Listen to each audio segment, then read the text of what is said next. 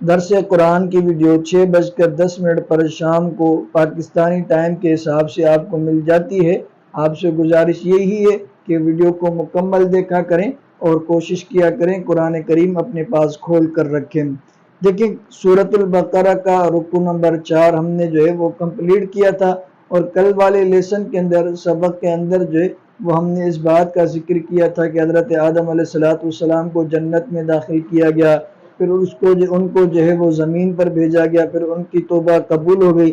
وہاں پر یہ بات بھی ذکر کی تھی ہم نے کہ عیسائیوں کی طرف سے یہ اعتراض کیا جاتا ہے کہ حضرت آدم علیہ السلام سے جو غلطی ہو گئی تھی، انہوں نے جنت کا جو پھل کھا لیا تھا، اس گناہ کی سزا جو ہے پورے انسانوں کو ملتی ہے، اور جو ہے وہ اس کی وجہ سے اللہ کو اپنا بیٹا قربان کرنا پڑا۔ اس سوال کا جواب جو ہے وہ کل ہم نے دے دیا تھا۔ آج ہم رکوع نمبر 5 پڑھیں گے۔ بسم اللہ الرحمن الرحیم۔ شروع کرتا ہوں اللہ کے نام سے جو بڑا مہربان اور رحم کرنے والا ہے۔ یا بنی اسرائیل اذکروا نعمتی اللتی انعمت علیکم، اے بنی اسرائیل تم ہماری ان نعمتوں کو یاد کرو جو میں نے تم پر کی ہے۔ وَأَوْفُوا بِعَہْدِی أُوفِ بِعَہْدِکُمْ، اور جو ہے میں اس وعدے کو پورا کرو جو تم نے ہمارے ساتھ کیا ہے۔ اوف بعہدکم، تو میں بھی اپنے وعدے کو پورا کروں گا۔ وَإِيَّايَ فَارْہَبُونِ، اور مجھ سے ہی ڈرو۔ دیکھیں یہاں پر بنی اسرائیل کا ذکر ہے۔ بنی اسرائیل جو ہے یہ اسرائیل حضرت یعقوب علیہ السلام کا نام ہے۔ یعقوب علیہ السلام جو حضرت یوسف علیہ السلام کے والد ہیں، سورہ یوسف پوری ان کے نام سے ہے، تو یعقوب علیہ السلام کا نام اسرائیل ہے، اور ان کی اولاد کو بنی اسرائیل کہا جاتا ہے۔ جیسے حضرت آدم علیہ السلام کی اولاد کو بنی آدم کہا جاتا ہے، تو حضرت یعقوب علیہ السلام کی اولاد کو بنی اسرائیل کہا جاتا ہے۔ اور بنی اسرائیل کے اندر یہودی بھی آ جاتے ہیں، اور اکثر عیسائی بھی جو ہے وہ بنی اسرائیل میں آ جاتے ہیں۔ تو اللہ رب العزت یہودیوں اور جو ہے وہ عیسائیوں سے فرما رہے ہیں کہ اے بنی اسرائیل ہماری نعمتوں کو یاد کرو جو ہم نے تمہارے اوپر کی تھی، اور ہمارے ساتھ جو تم نے وعدہ کیا ہے اس کو پورا کرو۔ دیکھیں جب پیغمبر علیہ السلام مدینہ منورہ میں آ گئے تو وہاں پر یہودی موجود تھے، عیسائی موجود تھے، تو اللہ کے رسول نے ان کو دین کی دعوت دی اور کہا کہ بھئی کلمہ پڑھ لو، میں اللہ کا رسول ہوں، اور میرے پاس جو کتاب ہے قرآن مجید یہ اللہ کی کتاب ہے۔ تو یہودیوں نے جو ہے نا ان کو اس کتاب کو اللہ کے رسول کو ماننے سے انکار کر دیا۔ تو اللہ فرماتے ہیں کہ اے بنی اسرائیل جو ہے تم میرے رسول کو ماننے سے بھی انکار کرتے ہو اور میری کتاب کو ماننے سے بھی انکار کرتے ہو، تو ذرا ان نعمتوں کو یاد کرو جب تم فرعون کی قید میں تھے، وہ تم پر ظلم کرتا تھا، ہم نے تمہیں وہاں سے نجات دی، اور ہمارے وعدے کو پورا کرو۔ وعدہ کون سا ہے؟ وعدہ یہی تھا کہ اللہ رب العزت نے توریت کے اندر یہ بات واضح کر دی تھی کہ ہمارا آخری نبی آئے گا، ہم اس پر کتاب نازل کریں گے، اور تم جو ہے وہ اس کی تصدیق کرو گے، اس کو مانو گے۔ تو بنی اسرائیل نے جو ہے وہ اس وعدے کی خلاف ورزی کر دی۔ جب اللہ کے رسول صلی اللہ علیہ وسلم مبعوث ہوئے، ان کی نبوت کا اعلان ہوا، تو جو ہے وہ یہودیوں نے اور عیسائیوں نے ماننے سے انکار کر دیا۔ وَإِيَّايَ فَارْہَبُونِ، کہ بھائی تم مجھ سے ہی ڈرو۔ تو وہ اس بات کی وجہ سے بھی ایمان نہیں لا رہے تھے کہ جو بھی ان کو خوف ہوتا تھا کہ بھئی ہماری قوم والے کیا کہیں گے، ہمارے قبیلے والے کیا کہیں گے، بھئی ہمارا آباء و اجداد کا دین ہم کیسے چھوڑ سکتے ہیں۔ تو اس وجہ سے بھی جو ہے وہ اس خوف کی وجہ سے بھی اللہ کی رسول کی دعوت کو لبیک نہیں کہتے تھے۔ تو اللہ فرماتے ہیں وَإِيَّايَ فَارْہَبُونِ، تم لوگوں سے نہ ڈرو، تم صرف مجھ سے ڈرو، میرا خوف تمہارے دلوں کے اندر ہونا چاہیے۔ فرمایا وَآمِنُوا بِمَا أَنزَلْتُ مُصَدِّقًا لِمَا مَعَكُمْ، اور تم ایمان لے آؤ اس چیز پر جو ہم نے نازل کی ہے، مُصَدِّقًا لِمَا مَعَكُمْ، اور وہ تصدیق کرنے والی ہے اس چیز کی جو تمہارے پاس ہے۔ وَلَا تَكُونُوا أَوَّلَ كَافِرٍ بِهِ، اور تم سب سے پہلے کافر نہ بنو۔ دیکھیں اب کون سی چیز اللہ نے نازل کی ہے اور وہ کس چیز کی تصدیق کرنے والی ہے؟ اللہ نے قرآن کریم جو ہے وہ پیغمبر علیہ السلام پر نازل کی ہے۔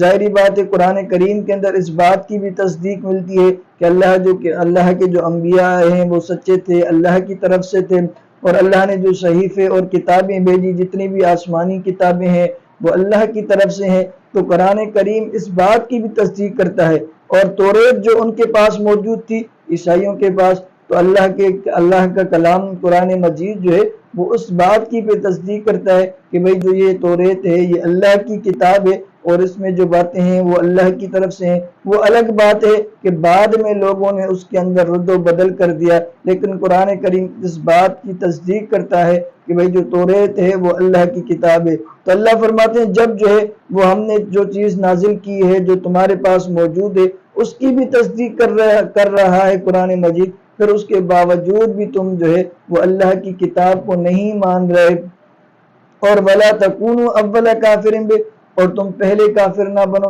اس کا مطلب کیا ہے؟ اس کا مطلب یہ ہے کہ دیکھو بھائی اللہ نے تمہیں پہلے ہی بتلا دیا تھا، توریت کے اندر یہ بات واضح تھی، زبور کے اندر یہ بات واضح تھی کہ بھئی اللہ کا نبی آئے گا اور قرآن کریم آئے گا۔ یہ تمام چیزیں جو ہی یہ پیشن گوئیاں توریت اور زبور کے اندر موجود تھی۔ ہونا تو یہ چاہیے تھا جب تمہیں علم تھا، جب تمہیں پتا تھا کہ بھی اللہ کا رسول بھی آئے گا، پیغمبر آخر الزماں بھی آئے گا، قرآن کریم بھی نازل ہوگا، سب چیزیں موجود تھی، سب چیزیں تمہیں پتا تھی، اس کے باوجود بھی جو ہے وہ تم اللہ کی کتاب کو نہیں مانتے۔ حالانکہ حال یہ ہے کہ جو بت پرست ہیں، مشرک ہیں، جن کو ان چیزوں کا پتہ بھی نہیں ہے، اس کے باوجود بھی وہ دھڑا دھڑ اسلام کے اندر آ رہے ہیں۔ ٹھیک ہے، ہونا تو یہ چاہیے تھا کہ بت پرست پہلے انکار کرتے کہ بھئی ہم نہیں مانتے، وہ بھی انکار کرتے تھے لیکن ان سے پہلے یہ انکار کر بیٹھتے، جبکہ ان کو پتہ بھی تھا کہ بھئی قرآن کریم آئے گا، اللہ کا رسول آئے گا، اس کے باوجود بھی جو ہے وہ پہلے ان سے انکار کر بیٹھتے۔ جس جوش و خروش سے اور جس جذبے سے بت پرست ایمان کے اندر اور اسلام کے اندر داخل ہو رہے تھے، اس اسپیڈ سے اور اس جذبے کے ساتھ جو ہے وہ یہودی اور عیسائی اسلام کے اندر نہیں آ رہے تھے۔ اس وجہ سے اللہ نے فرمایا کہ وَلَا تَكُونُوا أَوَّلَ كَافِرٍ بِهِ، تم جو ہے وہ پہلے انکار کرنے والے اور پہلے کافر نہ بنو۔ وَلَا تَشْتَرُوا بِآيَاتِي ثَمَنًا قَلِيلًا، اور تم اللہ کی آیات کو تھوڑی سی قیمت کے بدلے میں نہ بیچو۔ وَإِيَّايَ فَاتَّقُونِ، اور تم مجھ سے ہی ڈرو۔ یعنی عیسائی اور یہودی کیا کرتے تھے؟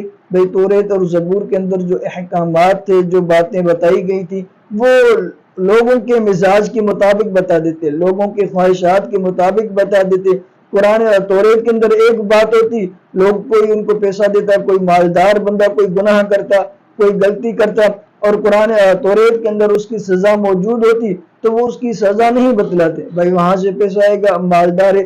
اگر کوئی غریب کوئی گناہ کرتا تو اس کو فوراً سے سزا بتا دیتے، اور فوراً سے وہ توریت کے اندر جو سزا موجود ہوتی وہ ان کو بتلا دیتے۔ تو اللہ فرماتے ہیں وَلَا تَشْتَرُوا بِآيَاتِي ثَمَنًا قَلِيلًا، اور جو ہے وہ تم ہماری آیتوں کو تھوڑی سی قیمت کی وجہ سے نہ بچو، اللہ کا خوف اپنے دل کے اندر پیدا کرو۔ وَلَا تَلْبِسُوا الْحَقَّ بِالْبَاطِلِ وَتَكْتُمُوا الْحَقَّ وَأَنْتُمْ تَعْلَمُونَ، اور باطل کو حق کے ساتھ خلط ملط نہ کرو، وَتَكْتُمُوا الْحَقَّ، اور حق کو نہ چھپاؤ، وَأَنْتُمْ تَعْلَمُونَ، درا حالانکہ تم جانتے ہو۔ یعنی تمہیں پتہ ہے کہ اللہ کا رسول آئے گا اور قرآن کریم یہ کتاب جو ہے وہ اللہ کی کتاب ہے، یہ آئے گی، یہ تم جب باتیں جانتے بھی ہو، ان باتوں کے جاننے کے باوجود بھی جو ہے وہ تم قرآن کریم کو نہیں مانتے۔ اس طرح تمہیں نہیں کرنا چاہیے، باطل کو حق کے ساتھ خلط ملط نہ کرو، جو حق بات ہے اس کو تسلیم کرو اور حق بات کو چھپاؤ نہیں۔ اللہ فرماتے ہیں وَأَقِيمُوا الصَّلَاةَ وَآتُوا الزَّكَاةَ، اور تم نماز کو قائم کرو اور زکوٰۃ ادا کرو، وَارْكَعُوا مَعَ الرَّاكِعِينَ، اور رکوع کرنے والوں کے ساتھ رکوع کرو۔ یعنی اللہ نے جو ہے وہ یہودیوں کے ساتھ ساتھ مسلمانوں کو بھی یہ حکم دیا ہے کہ بھئی جو تم نماز قائم کرو، زکوٰۃ ادا کرو اور رکوع کرنے والوں کے ساتھ رکوع کرو۔ یہاں پہ صرف رکوع کرنے کا ذکر ہے کہ بھئی صرف رکوع کرو، سجدے کا ذکر نہیں ہے۔ ہم سجدہ کرتے ہیں نماز کے اندر، قیام کرتے ہیں، لیکن صرف رکوع کا ذکر ہے۔ جیسے ہم جاتے ہیں رکوع کے اندر پڑھتے ہیں سبحان ربی العظیم، سبحان ربی العظیم، تو یہ رکوع کا ذکر ہے، قیام اور سجدے کا ذکر نہیں ہے۔ اس کی کیا وجہ ہے؟ اس کی وجہ یہی ہے کہ یہودیوں کی نماز کے اندر رکوع نہیں تھا، ان کے اندر سجدہ تو تھا لیکن ان کی نماز میں رکوع نہیں تھا، اس وجہ سے ان کو رکوع کا بھی حکم دیا۔ یہ امت محمدیہ کا خاصہ ہے، یہ ان کی صفت ہے، یہ ان پر انعام ہے کہ اللہ نے رکوع جیسی نعمت اس امت کو عطا کی ہے۔ اتأمرون الناس بالبر وتنسون انفسکم وانتم تتلون الکتاب افلا تعقلون، اور تم لوگوں کو نیکی کا حکم کرتے ہو، وتنسون انفسکم، اور تم اپنے آپ کو بھول جاتے ہو، وانتم تتلون الکتاب، درا حالانکہ تم کتاب کی تلاوت بھی کرتے ہو، افلا تعقلون، کیا تم سمجھ نہیں رکھتے؟ دیکھیں، بعض یہودی اور بعض عیسائی ایسے بھی تھے جو اللہ کے رسول کو مانتے تھے کہ بھئی یہ جو کتاب لے آیا ہے یہ سچی کتاب ہے، اللہ کی طرف سے ہے، اور یہ پیغمبر آخر الزمان اللہ کا نبی ہے، اللہ کا آخری نبی ہے، یہ سچا نبی ہے، وہ مانتے تھے اور لوگوں کو بھی دعوت دیتے تھے کہ بھئی جاؤ تم اس پر ایمان لے آؤ، وہ سچا نبی ہے، تمہیں اس کو تسلیم کرنا چاہیے، اس کی کتاب کو بھی ماننا چاہیے۔ تو وہ لوگوں کو بھی دعوت دیتے تھے، لیکن خود جو ہے وہ اس دعوت پر عمل نہیں کرتے، خود جو ہے وہ اسلام قبول نہیں کرتے تھے، خود پیغمبر علیہ السلام کی رسالت کو تسلیم نہیں کرتے تھے، مانتے تو تھے لیکن ایمان نہیں لے آتے۔ تو اللہ فرماتے ہیں کہ تم لوگوں کو تو نیکی کی دعوت دیتے ہو، خود اپنے آپ کو بھول جاتے ہو، پتہ نہیں کیوں تمہیں جو ہے اس بات کی سمجھ نہیں آ رہی۔ اس کی وجہ کیا تھی؟ اس کی وجہ یہی تھی کیونکہ وہ بڑے پوپ اور پادری تھے، بڑے ان کے گرو گھنڈال تھے، تو وہ یہ خیال کرتے تھے کہ بھئی اگر ہم ایمان لے آئے تو پوری قوم ایمان لے آئے گی، اور ہمارے اوپر جو ہے نا وہ ان کا اعتماد ختم ہو جائے گا، وہ کہیں گے کہ بھئی یعنی یہ جھوٹے ہیں، اس وجہ سے آج تک انہوں نے ہمیں گمراہی میں کر کے رکھا تھا، اور یہ سچا ہے اس وجہ سے اس کی طرف یہ جا رہے ہیں۔ اور ان کو یہ بھی خوف ہوتا تھا کہ بھئی ہم اپنا پرانا دین چھوڑ دیں گے تو پوری قوم ہمیں کیا کہے گی۔ تو اللہ فرماتے ہیں کہ تم جو ہے وہ اپنے آپ کو بھول بیٹھے ہو اور لوگوں کو تو نیکی کی دعوت دیتے ہو۔ وَاسْتَعِينُوا بِالصَّبْرِ وَالصَّلَاةِ، اور تم مدد طلب کرو اللہ سے صبر کے ساتھ اور نماز کے ساتھ۔ وَإِنَّهَا لَكَبِيرَةٌ إِلَّا عَلَى الْخَاشِعِينَ، بے شک یہ نماز جو ہے وہ بھاری ہے مگر جو ہے وہ خوف زدہ اور خوف رکھنے والوں سے نہیں۔ جو اللہ کا خوف دل کے اندر رکھتے ہیں، اللہ کی محبت دل کے اندر رکھتے ہیں، یہ نماز ان پر بھاری نہیں ہے۔ جو منافق ہیں، جو بس ٹال مٹول کرتے ہیں، اللہ سے ملاقات کرنا نہیں چاہتے، تو یہ نماز ان پر بھاری رہتی ہے۔ مومنین تو یہ چاہتے ہیں کہ بھئی محبوب کی محبوب سے ملاقات ہوتی ہے، نماز ان پر بھاری نہیں ہوتی، ان کے دلوں کے اندر اللہ کی محبت ہوتی ہے، اس وجہ سے وہ کہتے ہیں کہ محبوب کی محبوب سے ملاقات ہے، نماز ان پر بھاری نہیں ہے۔ الذین یظنون انہم ملاقو ربہم وانہم الیہ راجعون، یعنی وہ جو لوگ اللہ سے ڈرنے والے ہیں وہ یہ خیال کرتے ہیں کہ وہ ملاقات کرنے والے ہیں اپنے رب سے، وانہم الیہ راجعون، بے شک ان کو جو ہے اسی کی طرف لوٹ کر جانا ہے۔ یعنی مومنین پر یہ نماز بھاری نہیں ہوتی، منافقین پر جو ہے وہ یہ نماز بھاری ہوتی ہے۔ اللہ سے دعا ہے اللہ رب العزت عمل کرنے کی توفیق عطا فرمائے۔